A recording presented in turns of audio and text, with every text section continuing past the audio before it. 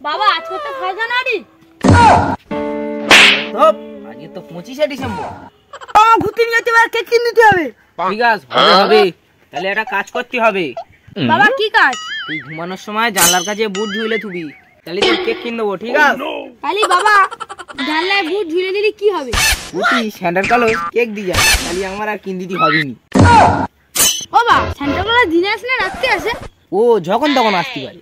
বাবা আমাদের আশেপাশে সান্টা ক্লজ আছে, ওই জন্য কেকের গন্ধ পাচ্ছি।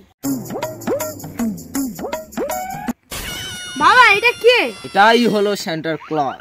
যা এবার ওর পাত ধারে গিয়ে পড়, যা চাইবি তাই দেবে।